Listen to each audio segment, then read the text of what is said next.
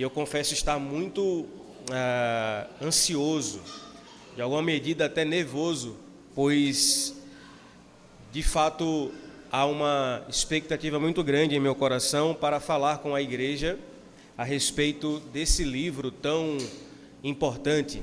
Eclesiastes é um livro desafiador, irmãos, e extremamente atual. Eu acredito que durante os próximos domingos nós vamos nos surpreender com muita coisa escrita e dita por Salomão. Eu, relendo esse livro esses dias e preparando esse primeiro sermão, fui muito confrontado e pensando com a minha esposa, que talvez foi mais confrontada que eu, Thaís só fala em Eclesiastes nos últimos dias, pensando juntos, a gente chegou à conclusão que não tinha momento mais propício da nossa vida para que essa série acontecesse. Então a minha oração é que você também encare dessa forma. Nós vamos ler aqui alguns textos que de fato são indigestos, alguns textos que são não tão bons assim, mas que são deliciosos no sentido da sua eficácia em apresentar para nós o sentido último da vida. Glorificar a Deus e temer ao Senhor. Portanto, irmãos, nós vamos falar hoje sobre Eclesiastes e a vaidade das coisas terrenas. Essa série ela vai abordar os primeiros 6 capítulos de Eclesiastes. E a segunda temporada nós pretendemos fazer do capítulo 7 a 12 no início do ano que vem. Então vamos juntos abrir a palavra de Deus. Eclesiastes capítulo 1. Leremos dos versos 1 a 11.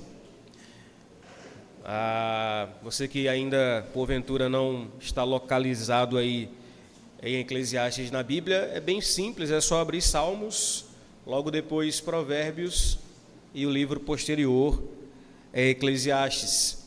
Nós vamos ler o capítulo 1, como disse, versículos 1 ao versículo de número 11.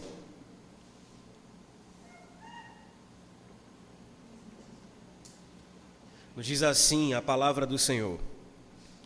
Palavras do pregador, filho de Davi, rei de Jerusalém. Vaidade de vaidades, diz o pregador, vaidade de vaidades. Tudo é vaidade. Que proveito alguém tem de todo o seu trabalho com que se afadiga debaixo do sol? Geração vai e geração vem, mas a terra permanece para sempre. O sol se levanta e o sol se põe e volta ao seu lugar, onde nasce de novo. O vento vai para o sul e faz o seu giro para o norte, dá voltas e mais voltas e retorna aos seus circuitos. Todos os rios correm para o mar e o mar não se enche. Ao lugar para onde correm os rios, para lá eles voltam a correr. Todas as coisas são canseiras tais que ninguém as pode exprimir. Os olhos não se fartam de ver, nem os ouvidos se enchem de ouvir. O que foi é o que há de ser, e o que se fez, isso se tornará a fazer. Não há nada de novo debaixo do sol. Será que existe alguma coisa de que se possa dizer, veja, isto é novo? Não, já existiu em tempos passados, muito antes de nós. Já não há lembrança das coisas que se foram e das coisas que ainda virão, também não haverá memória entre os que hão de vir depois delas. Vamos orar mais uma vez? Nosso Deus amado, nós te damos graças por tua palavra. Te louvamos pelos 66 livros da Bíblia, por todos os seus capítulos e versículos. Em especial, hoje eu quero te louvar por Eclesiastes. Esse livro tem sido um divisor de águas para mim, para minha família, e a minha oração é que essa exposição cause nos meus irmãos um efeito tal, que eles analisem a vida e reflitam no que de fato vale a pena. Te louvo por tua palavra, Senhor, por Cristo Jesus. Amém. E se tudo que você conhece for uma mentira bem encenada? Você já se sentiu como se estivesse vivendo o mesmo dia repetidamente, como se tudo ao seu redor fosse ensaiado, decorado, automático e previsível. Pois essa é exatamente a sensação que o filme O Show de Truman quer provocar em nós. Truman Burbank vive uma vida aparentemente perfeita, uma cidade tranquila, vizinhos sorridentes, um bom emprego e uma rotina estável, eu diria até que saudável. Mas algo começa a incomodá-lo no decorrer da história. Ele vai percebendo que as pessoas parecem sempre dizer as mesmas coisas. A rotina parece ser cronometrada, os caminhos se repetem e o mais desconcertante, ele nunca consegue sair daquela cidade. Aos poucos, Truman vai percebendo que a sua vida inteira é, na verdade, um grande estúdio de TV e ele é, na verdade, a grande estrela de um reality show onde todos ao seu redor estão atuando, somente ele que não sabe. A grande virada do filme é quando Truman começa a duvidar da realidade e pergunta: é só isso? Tem mais alguma coisa além disso que eu estou vivendo?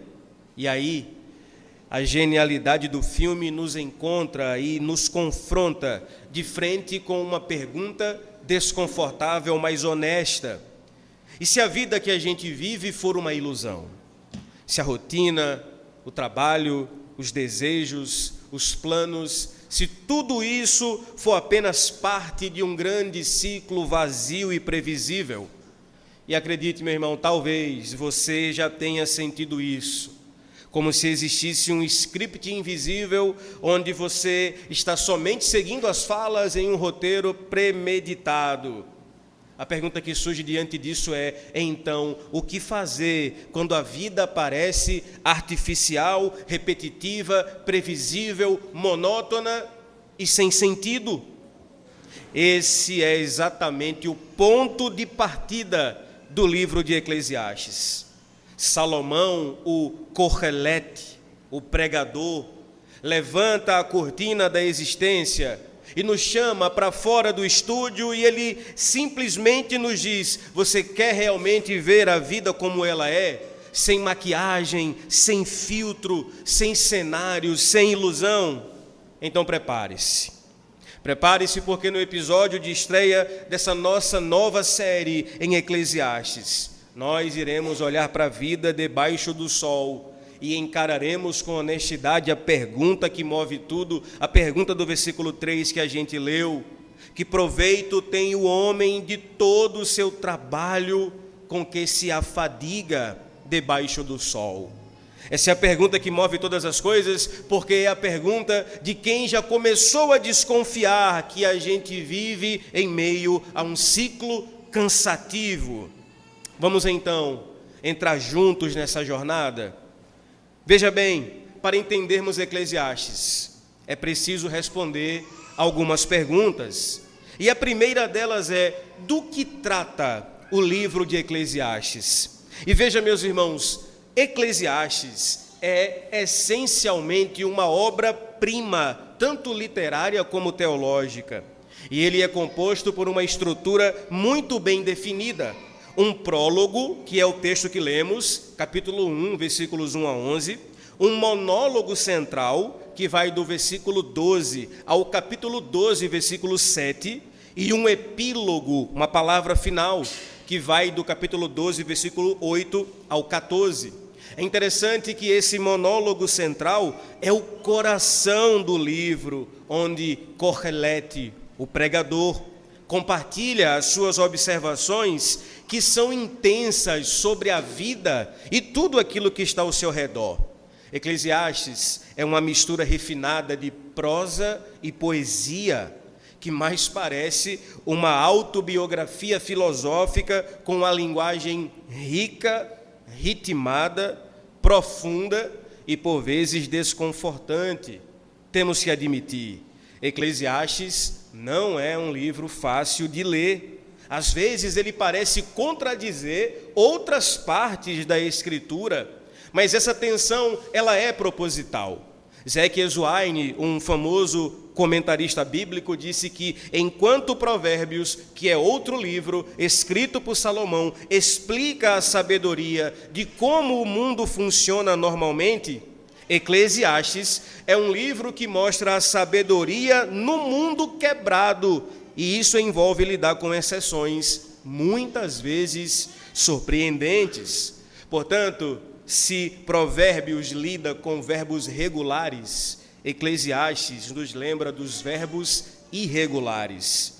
Ambos estão certos, mas com finalidades diferentes. Zeke Ezuaine ainda observa o seguinte: Provérbios é como matemática, onde as equações são previsíveis. Eclesiastes é como música, com nuances, melodia e improvisos.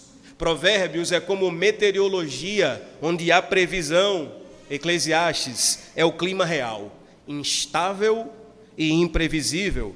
O mais importante e fundamental a entender sobre o que se trata Eclesiastes é que esse livro, meus irmãos, nos ensina sobre a vida real em um mundo caído e afetado pelo pecado.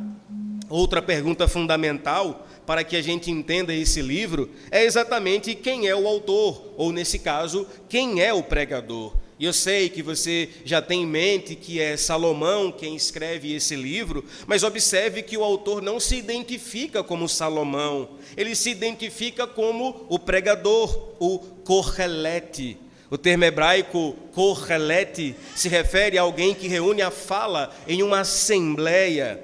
Historicamente, é verdade, esse livro tem sido interpretado como Salomão sendo seu autor, mas recentemente alguns têm questionado essa autoria. Porém, o próprio livro nos dá um indicativo de que sim, é Salomão, o sábio rei, quem escreve Eclesiastes. É só você ler os primeiros versículos do livro, ou o primeiro versículo do livro, onde o texto vai dizer que o próprio autor se descreve como filho de Davi e rei em Jerusalém. Ora, qual filho de Davi reinou em Jerusalém? Salomão. Mas, curiosamente, ele nunca usa o seu nome. Talvez você pergunte por quê. E propositalmente é razoável pensar que esse texto aponta para algo mais universal. O pregador está falando a toda a humanidade e não apenas à comunidade israelita em Jerusalém.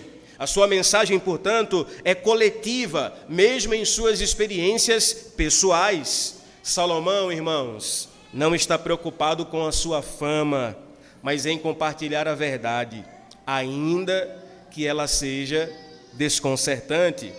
Na estrutura de Eclesiastes, nós temos ainda temas repetidos e o centro da mensagem. Veja, Eclesiastes traz algumas repetições intencionais. Algumas palavras ganham destaque nesse livro exatamente porque se repetem. E vai uma dica para ler Eclesiastes. Quando você vê uma expressão que está costumeiramente se repetindo, anote essa expressão, porque ela quer dizer muita coisa a partir desse livro. Tanto que a palavra homem aparece 51 vezes, trabalho 24 vezes, a expressão debaixo do sol, vamos falar muito sobre ela, 27 vezes, vaidade 38 vezes, sabedoria ou sábio 44 vezes, e a palavra mal se repete 18 vezes.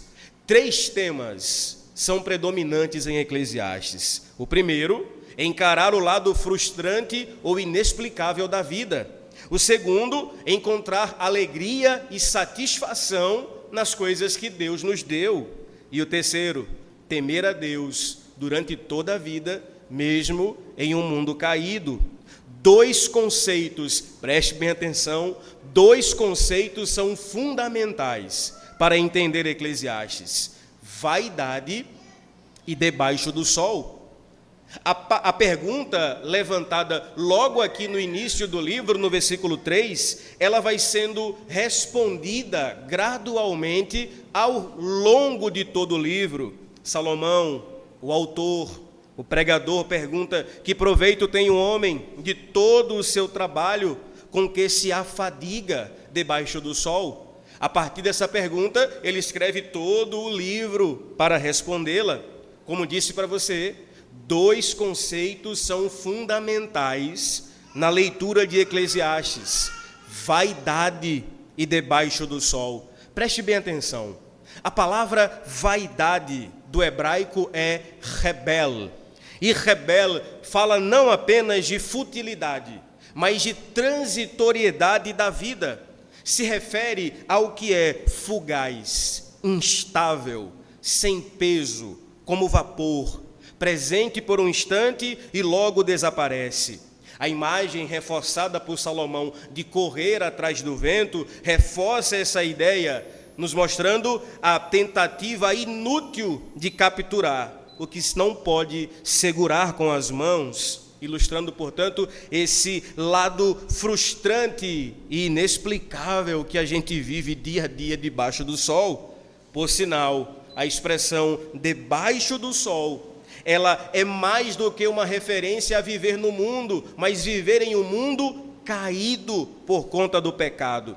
Ela se refere a viver em um mundo afetado pela queda, onde tudo é limitado, marcado pela imperfeição, pela dor e pela frustração.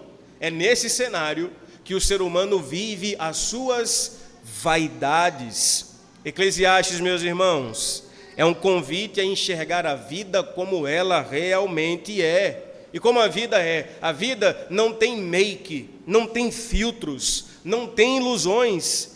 Eclesiastes nos leva a uma leitura da vida como ela é, não ingênua, não romântica, não idealizada. Eclesiastes vai te convidar a encarar a realidade do mundo quebrado e justamente por isso vai preparar o seu coração para a única solução verdadeira: olhar para aquele que está acima do sol. Vejamos então como podemos aprender com Eclesiastes. Os 2 primeiros versículos dizem, e me permita usar aqui a versão NAA: palavras do pregador, filho de Davi, rei de Jerusalém. Vaidade de vaidades, diz o pregador, vaidade de vaidades. Tudo é vaidade. Meus irmãos, existem palavras difíceis de traduzir, porque elas só existem em um único idioma. Acho que você já deve ter ouvido falar sobre esse fenômeno. Um exemplo famoso é a nossa palavra saudade. Você sabia que saudade só existe em português? O espanhol, por exemplo, tenta encontrar uma definição para isso, mas não consegue com exatidão. Chama de nostalgia, um tipo de sentimento estranho. Uma outra palavra que só existe no nosso idioma é cafuné. Aquele carinho gostoso que se faz na cabeça com os dedos. Só existe em português. E lendo o comentário do pastor Emílio Garofalo Neto, aliás, recomendo demais que você o leia. O livro é Isto é Filtro Solar. O pastor Emílio traz algumas palavras que só existem em alguns idiomas. E inspirado nisso, eu pesquisei algumas palavras para que você se deleite comigo. Olha que interessante. A palavra jaius é uma palavra indonésia. Se refere a uma piada tão mal contada e tão sem graça que é impossível não dar risada. Eu acho que você já ouviu alguma piada assim, não é? Outra palavra é a expressão ageotori. É uma expressão japonesa que se refere a quando a sua aparência fica pior depois de um corte de cabelo. Eu nunca tenho esse problema e não sei porquê. Outra palavra interessante é a palavra ilunga, do idioma Tshiluba, um dialeto banto falado no Congo e no Zaire, na África. Essa palavra se refere a uma pessoa que perdoa um abuso pela primeira vez, tolera o segundo, mas nunca o terceiro. Ao que parece, os africanos não são tão pacientes e amáveis assim. Outra palavra interessante é a expressão shlimals. Quebrei a língua para falar. Esse é o idioma Yiddish, uma língua falada por alguns judeus da Europa Central e Oriental. E essa palavra, não vou repetir porque ela é muito difícil, ela tem uma definição bem interessante. É quando o seu cachorro é atropelado, o pneu do carro fura a caminho do trabalho e chegando lá você é demitido.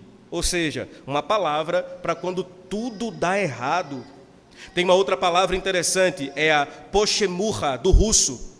Os russos inventaram essa palavra porque ela serve para denominar algumas pessoas que fazem pergunta o tempo todo, tipo as crianças, por que sim, por que não? Pois bem, os russos fizeram uma palavra para definir apenas isso. Mas a que eu mais gosto é a palavra l'esprit d'escalier, uma expressão francesa que exprime algo que todos nós já sentimos. Ela é literalmente o espírito da escada. É o que acontece depois que você tem uma discussão com alguém, um debate, e aí você perdeu nos argumentos e vai para casa. E quando você está descendo as escadas, você lembra do argumento fatal que venceria a disputa. Mas aí já é tarde demais, você já está a caminho de casa. Meus irmãos, no livro de Eclesiastes, existem várias palavras difíceis de traduzir. Mais que isso, Eclesiastes é um livro difícil de traduzir, eu diria difícil de engolir por tamanhas verdades. Salomão olha a vida ao seu redor e diz: tudo é vaidade. A palavra hebraica para vaidade, como disse, é rebel, que é extremamente difícil de traduzir, porque ela tem várias definições. Rebel, literalmente, diz respeito a algo que é vapor, sopro, aquilo que é passageiro, insubstancial, sem peso, fugaz, névoas de névoas. Rebel é o termo, por exemplo, que dá origem ao nome do irmão de Caim, Abel, que teve uma vida bem breve, bem fugaz. Como bem definiu o reverendo Emílio Garófalo Neto, esse livro exprime a sensação de que todos temos, que esse mundo é cheio de coisas boas e valiosas, mas ao mesmo tempo imperfeitas e que não satisfazem o coração. Diz ele, há dias em que estamos satisfeitos com o trabalho, com a família, com os planos, e de repente tudo parece vazio, inútil, sem sentido, rebelde. Philip Ryken, um dos grandes comentaristas bíblicos, diz que nós podemos concluir que Eclesiastes foi escrito em uma segunda-feira. Há quem diga que é o livro mais chato da Bíblia, mais tedioso. Clint Asher vai dizer o seguinte: recomendo fortemente a leitura desse livro, mas se prepare. Salomão, o autor filosófico de Eclesiastes, vai puxar do seu cachimbo teológico e soprar verdades duras na sua cara. Você está preparado? Eclesiastes, portanto, lida com as questões complexas e atemporais da humanidade. Quem somos? Qual o valor da vida? O que deixaremos para o futuro? Será que terá algum valor? Veja, meus irmãos, o mundo muda, mas as perguntas permanecem e as respostas são sempre as mesmas. Salomão está olhando para o mundo ao seu redor e diz: vaidade das vaidades. Em uma linguagem superlativo, Salomão nos explica que aquilo que julgamos de tão especial, tão valioso, acredite, no final, é vapor, é névoas de névoas. Nossos projetos, nas palavras do pastor Emílio, são castelos de nuvem em um dia com vento. Aquilo que você tanto almeja é no final, como neblina em um dia frio, quando a gente acorda.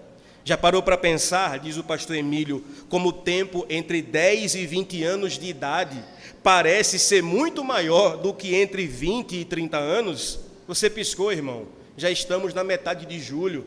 Já é Natal. O ano está acabando. O tempo está passando. A vida é rebelde, é rápida, é passageira, é vaidade. É por isso que, nesse sentido, Eclesiastes é fundamental para a vida, pois nos protege com sabedoria de uma realidade utópica. A vida é efêmera, frágil, um vírus, um acidente, um descuido, e a vida se vai.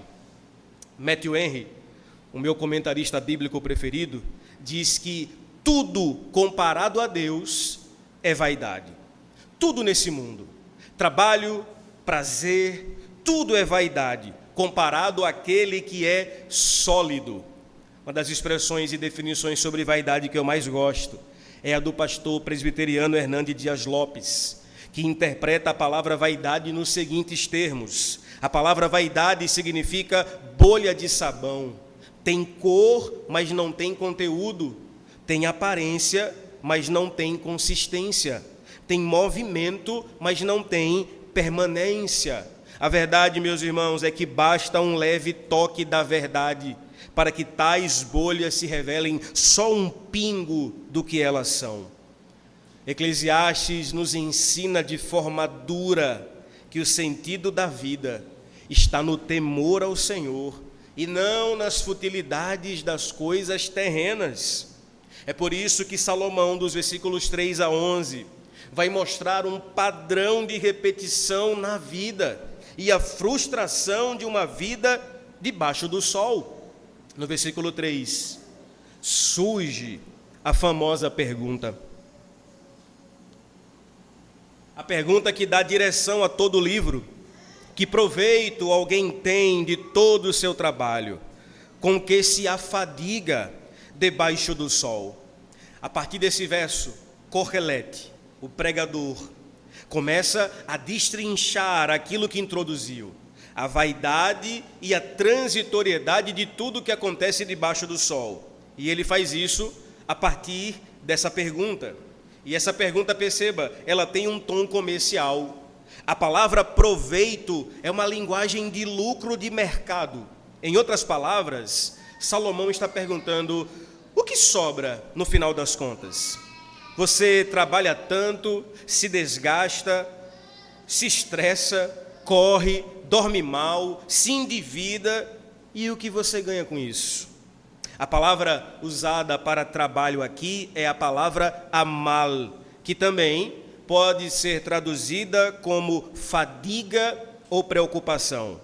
Salomão, irmãos, está bafurando o seu cachimbo teológico em nossa cara e está dizendo que o nosso tipo de trabalho debaixo do sol é um trabalho que consome, que desgasta física, emocional e espiritualmente. É literalmente o trabalho como carga pesada, como um ciclo sem fim. Me diga, você realmente se anima ao ouvir o despertador tocar 6 horas da manhã? Com um sorriso no rosto você fala: glória a Deus, hoje tem trânsito engarrafado e ônibus lotado. Eu sei que não. A gente trabalha, irmãos, por necessidade. E sim, eu sei, o trabalho é digno e necessário. Mas debaixo do sol, ele se torna exaustivo e frustrante.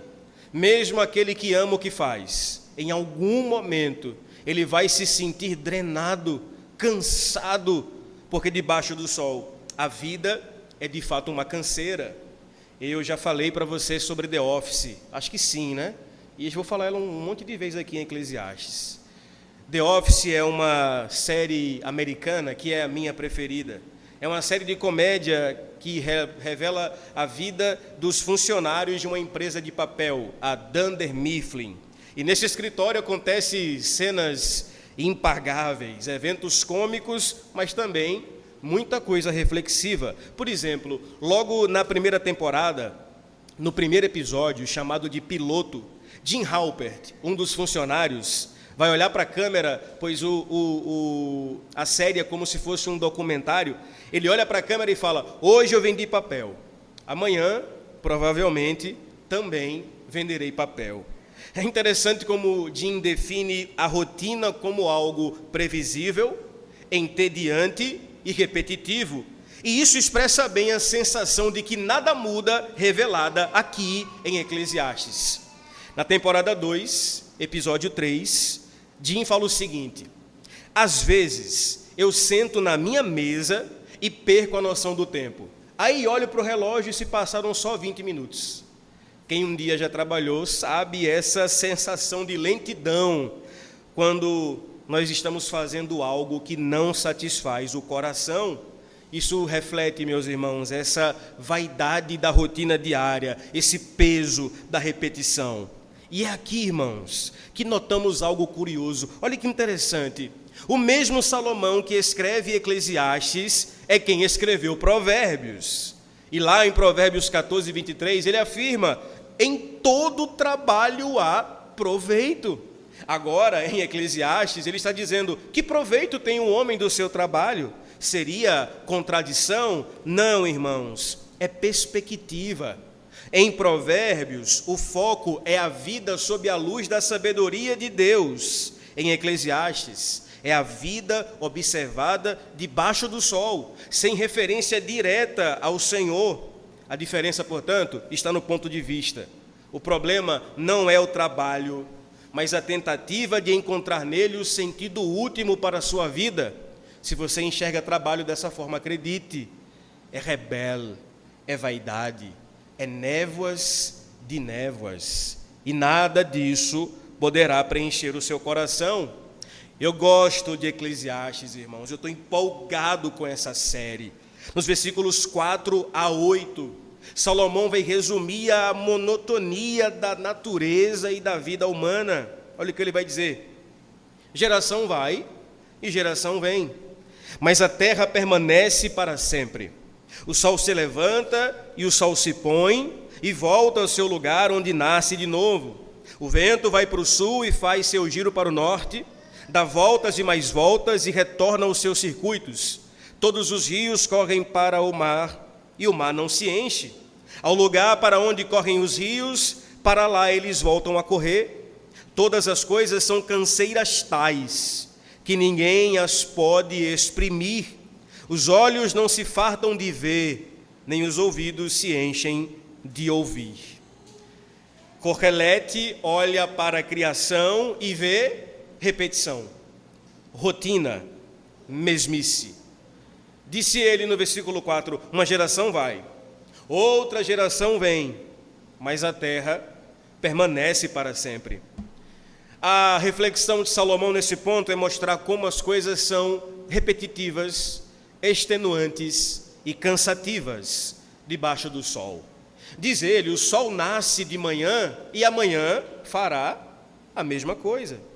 Os ventos seguem os seus circuitos sem fim. Os rios continuam correndo para o mar e o mar nunca se enche. Tudo gira, tudo volta ao início. E você?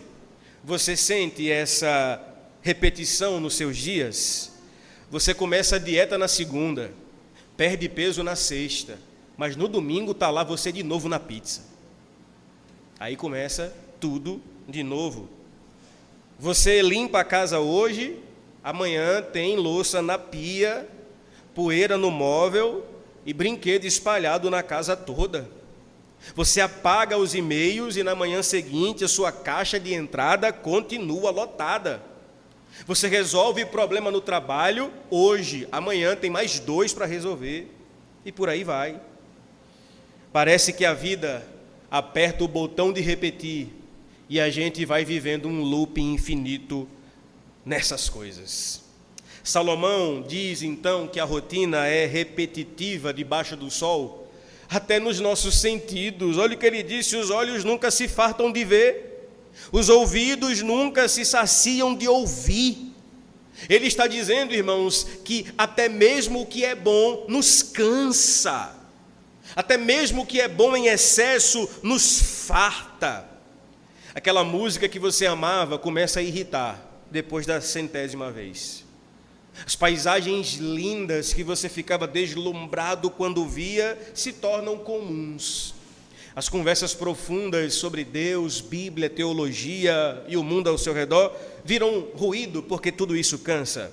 Salomão está fazendo eco à nossa série de sermões sobre idolatria, que por sinal o Rodrigo disse que Eclesiastes parece ser uma continuação daquela série, e é verdade. Porque Salomão está dizendo que nada para nós é suficiente. Por quê? Porque o nosso coração é inquieto. Acredite, meu irmão, existe um tipo de insatisfação crônica no seu coração, de modo que você fala: eu serei feliz quando eu tiver aquele carro, aquela casa, aquela moto, aquele dinheiro, aquele salário, aquela cidade para morar, aquela mulher para casar, aquele homem para viver. Mas quando você alcança tudo isso, o que é que acontece? Insatisfação. Como disse Agostinho nas suas confissões: fizeste-nos para ti, Senhor, e o nosso coração anda inquieto, enquanto não descansar em ti. Creia, irmão, Salomão está dizendo aqui, com palavras duras, que muita gente se esquiva de ler Eclesiastes. O que ele está dizendo é: acredite, se Deus não for a fonte última da nossa satisfação, nada vai satisfazer e tudo vai parecer repetitivo. Canseira, vaidade, rebelde. Por fim, nos versos 9 a 11, Salomão vai mostrar como nada debaixo do sol é novo e, portanto, nada permanece. Eu gosto desses versos. Olha o que ele vai dizer, verso 9: o que foi é o que há de ser, o que se fez, isso se tornará a fazer. Não há nada de novo debaixo do sol. Será que existe alguma coisa de que se possa dizer: veja, isto é novo? Não, já existiu em tempos passados, muito antes de nós. Já não há lembrança das coisas que se foram e das coisas que ainda virão. Também não haverá memória entre os que hão de vir depois dela. Salomão observa acertadamente que a vida é cíclica. A história se repete. Mudam os nomes, mudam os rostos, mas o enredo é sempre o mesmo. Em todos os campos da humanidade há mesmice. Alfred North Whitehead disse o seguinte: toda filosofia europeia é nota de rodapé de Platão. Ou seja, já se falou de tudo, já se escreveu tudo, já se inventou tudo, agora só melhoramos o design e a velocidade. Talvez você fale: pastor, o forno micro-ondas foi a melhor coisa que se inventaram. Ou talvez você fale: não, pastor, acho que foi air fryer, que invenção maravilhosa. Ou talvez você fale: não, pastor, o carro elétrico, esse sim. Tudo isso, irmãos, são versões mais modernas do que a humanidade já faz há milênios. Se aquecer, se deslocar, se alimentar e por aí vai. Esses dias, lá em casa, nós compramos um controle remoto para a TV porque o outro havia quebrado e a gente ficou um bom tempo sem controle remoto. Confesso que quando peguei o controle nas mãos pensei: que sensação maravilhosa, não precisa levantar para ir lá e mudar a TV. Só que eu parei e pensei: na verdade isso é uma versão mais moderna do que o filho caçula fazia alguns anos atrás. Ir lá e mudar o canal da TV. Veja, irmãos, o coração humano permanece faminto. O que hoje nos satisfaz, amanhã nos causa tédio. Aquilo que hoje consideramos essencial será esquecido amanhã. Hoje, seu coração anseia pela casa dos sonhos, pelo carro dos sonhos, por algo inacreditável, pela viagem de férias, e quando você conquistar essas coisas, e eu oro para que você de fato as tenha, acredite, você não vai estar plenamente satisfeito. Olha, pastor, quando eu ganhar um salário de 10 mil, vou estar muito feliz, e aí vou dar dízimo. Não vai, porque se não dá com 1.000, imagine com 10. Mas ainda assim, quando você tiver esse valor, e você estiver ganhando bem, você não vai estar satisfeito por isso, não vai, porque só o Senhor pode nos satisfazer. E Salomão, irmãos, nos provoca. Leia Eclesiastes, você vai viver o tempo inteiro essa realidade. O pastor Emílio Garófalo, em seu livro, pergunta o seguinte: você conhece o nome dos seus 16 tataravós? Pois é, se a nossa memória é curta, até para os nossos antepassados, imagine para os nossos feitos. Como diz o pastor Emílio no seu livro, daqui a alguns anos, você será só uma memória fotográfica em um retrato na parede ou na estante. Acredite, irmão, a vida é cíclica, é repetitiva, é cansativa, é vaidade, é névoa de névoa, é rebelde. Pastor, e agora? que sermão é esse? É só pancada em Eclesiastes. E aí você entendia, a vida é dura, isso tudo. E agora, pastor? O que fazer com o que Eclesiastes aponta? E é isso aqui que eu amo, meus irmãos, desse sermão. É olhar para esse texto e encontrar nele Cristo Jesus. E a aplicação mais cristocêntrica é perceber que nós devemos viver debaixo do sol, em busca de um mundo acima dele. E veja, o que Salomão declara em Eclesiastes, em resumo, é que a vida não faz sentido se ela for limitada ao que há debaixo do sol. Nós, portanto, devemos buscar satisfação em um mundo acima do sol. O que Salomão está dizendo com palavras poéticas, céticas e, sobretudo, lúcidas, é que se você e eu olharmos apenas para essa vida, de fato, nós não vamos encontrar sentido, permanência, tudo será frágil, tudo será passageiro, tudo será rebelde, vaidade. Mas a nossa esperança é que há alguém que veio de cima do sol, alguém que encontrou razão para vir a esse mundo caído, caminhou debaixo do sol, enfrentou a mesma frustração que a nossa, a mesma limitação, o mesmo cansaço. A Bíblia diz que um dia ele cansou, sentou, pediu água, ele venceu. Debaixo do sol não havia novidade alguma, mas em Cristo Jesus a novidade de vida. Eclesiastes, meus irmãos, olha que interessante, de forma proposital, começa com uma referência a um rei, que segundo o texto é o Ben-Davi, ou o filho de Davi. E sim, esse é Salomão, mas não é só ele. Esse texto aponta para outro filho de Davi, maior do que Salomão, que veio não apenas com sabedoria, mas com salvação. Cristo, meus irmãos, é o verdadeiro Correlete.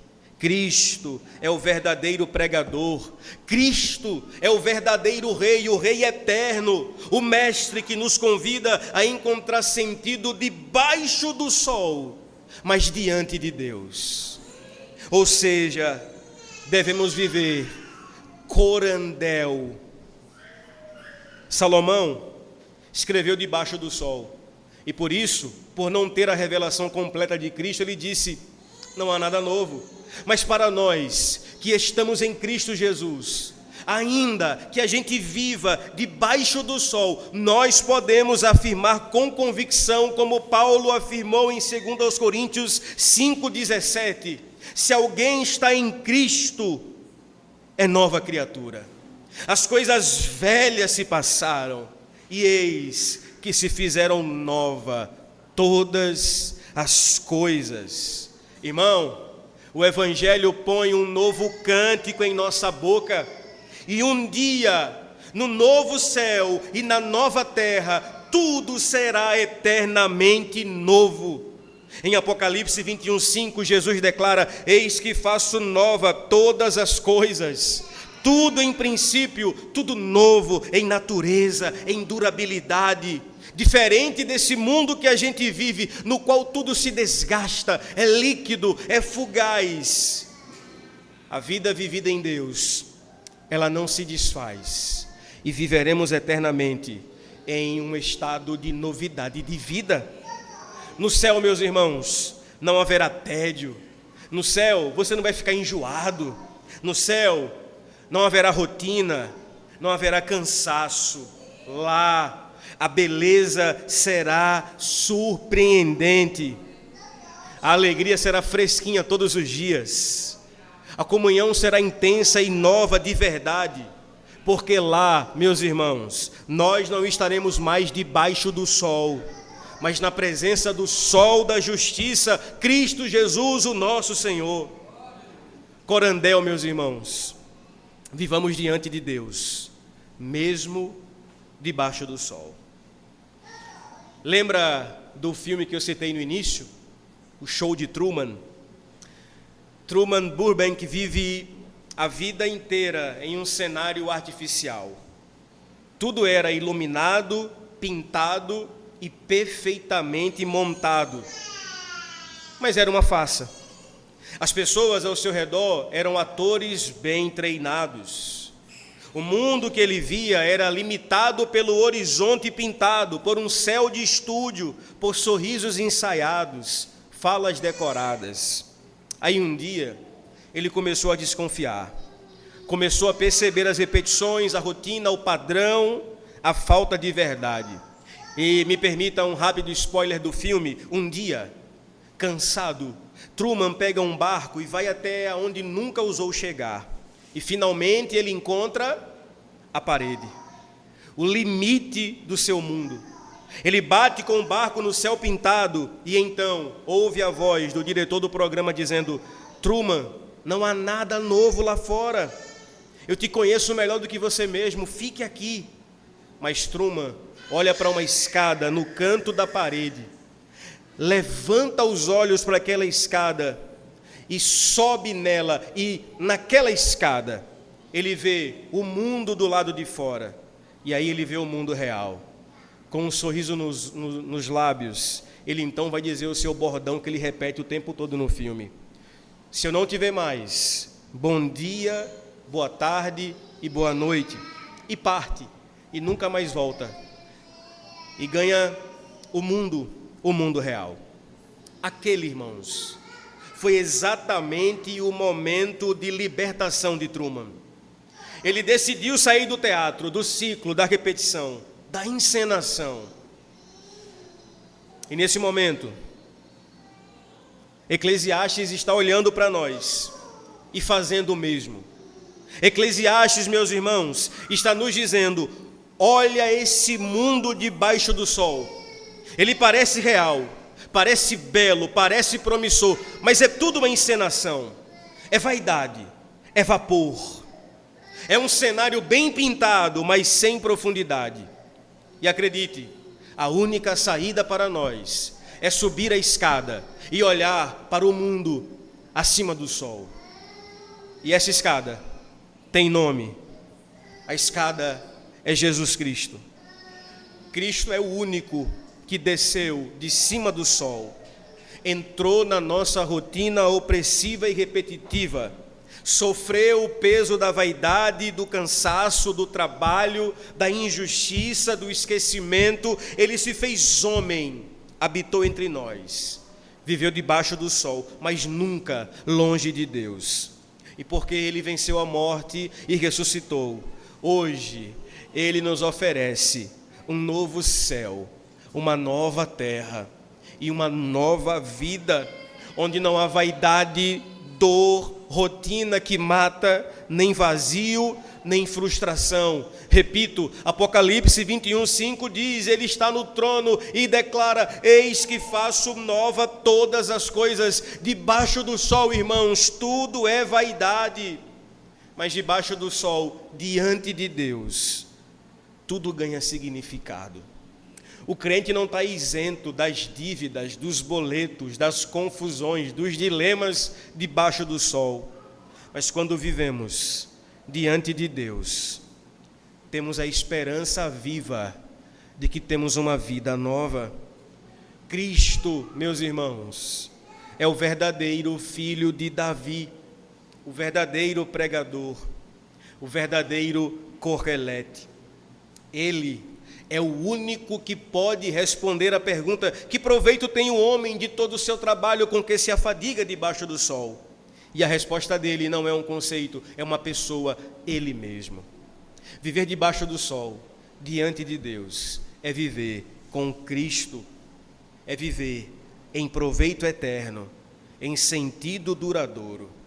Portanto, meu irmão, minha irmã, para concluirmos esse primeiro episódio da série em Eclesiastes, não viva como as pessoas queriam que Truman vivesse, cercado por paisagens falsas, encenações, acreditando que aquilo é tudo.